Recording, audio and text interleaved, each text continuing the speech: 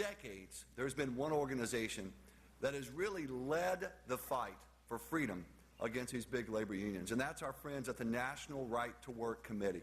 They've done the hard work year in, year out, and we're honored to have their president, who's a Virginian. I've known him for 20 years when we were both young guys and starting out. He's been at Right to Work all these years fighting, and today he's the president of the National Right to Work Committee. Please welcome Mark Mix.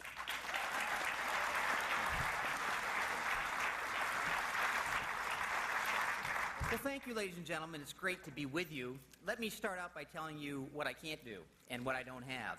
I can't dance like Herman Cain. I do not have Eric Cantor's hair.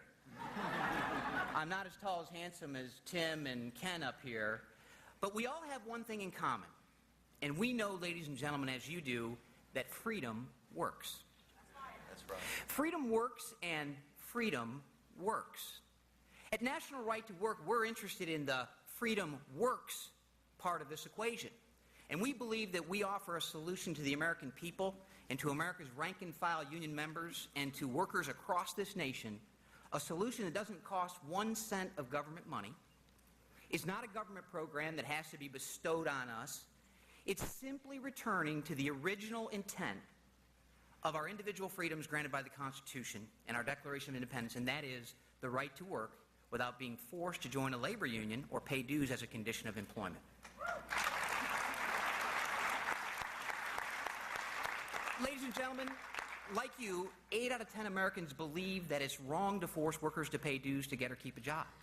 But in America and in 28 states, workers can be fired simply because they won't tender dues to a private organization.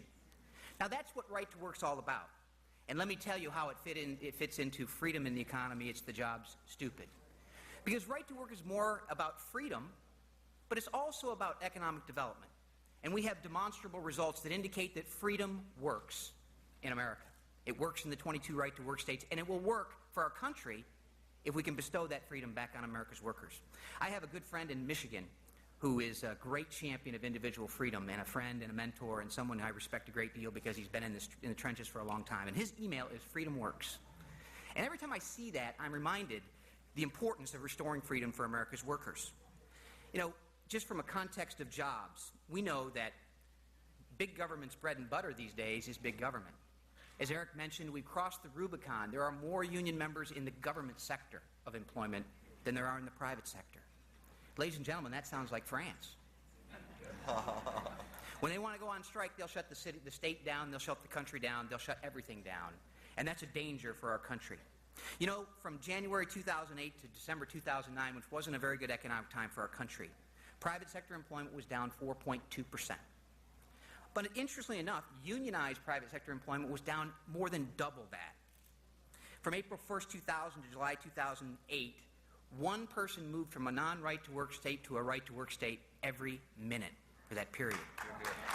Ladies and gentlemen, freedom works. Now, the other side has a plan. Organized labor bosses have a plan for jobs. We saw this in the job summit called by our president. And let me just go over some of the elements of their job summit and what they have in store for the American people to restore jobs to America. The first thing they want to do is pass card check force. Let's just go over it real quick again, what this does.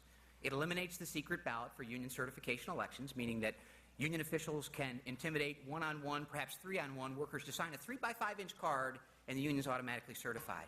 They'll also grant access to private property of manufacturers and businesses.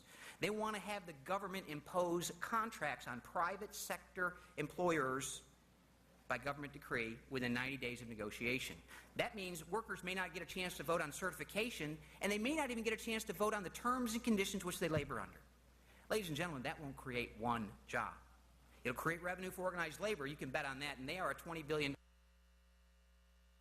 Secondly, the president implemented an executive order back in February that excludes 85% of all construction workers from doing jobs that contain money from the federal government stimulus program.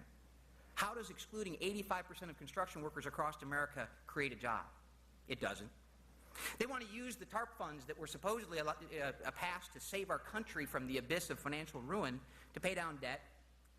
They want to aid the states who are in a financial crisis with taxpayer money to prop up the government jobs that have been created over the last years. Eric mentioned 4 million new government jobs have been created over the last several years, and it's just outrageous.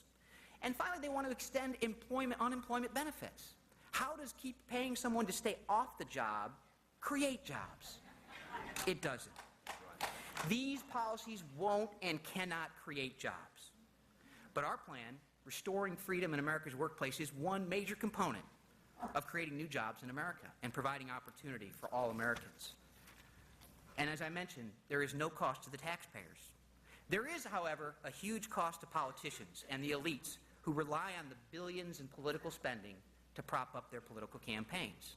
We know from articles in the New York Times and others that SEIU and AFL-CIO spent what they said was over $400 million to get this president to the White House, and they expect a payback. And that payback comes from card check force unionism and executive orders and huge expansions of federal government power, including the Department of Labor with 250 new wage and hour investigators who are going to go out and harass employees over the time that they spend at the workplace. Now, if there's injustice, we ought to protect against it. But using it like the Clinton administration did to shake down employers to agree to card check neutrality agreements to unionize workers is wrong. And one of the people in the Department of Labor was convicted of that, ladies and gentlemen. So this is not a jobs program. We also need to protect our states from a federal government that's overflowing its banks and is crested way beyond flood level. Interestingly enough, one of the bills that's being considered back here in Washington is a bill that would federally mandate the unionization of police, firefighters, and EMTs across the nation. That would directly repeal the law in Representative Cantor's state, and Tim's state, and my state, and Attorney General Cuccinelli's state, where we have said that everyone can join a union. They have that right, but the government can't be compelled to negotiate with union officials on behalf of those employees. Unfortunately, there's a bill pending in the Senate and the House right now that would violate, in my mind, the 10th Amendment by imposing this on the states. And interestingly enough, and unfortunately, we have several Republicans that are sponsoring this, and we need to send a message to them. Congressmen like Paul Ryan from Wisconsin, unfortunately, and Mike Rogers, and Denny Rehberg, and Todd Tiahrt, and Lee Terry, and John Klein, and Buck McKeon, who have either supported or co-sponsored a bill that would impose, by federal government mandate, recognition of unions at the state level of police, firefighters, and EMTs. We've got to stop that bill. Ladies and gentlemen, as I close, let me remind you that freedom works, and freedom works. And by protecting America's workers, we will restore the economic strength of this country and provide jobs, and we must reject compulsion and the compulsory unionism privilege that unions have and restore freedom for American workers. Thank you.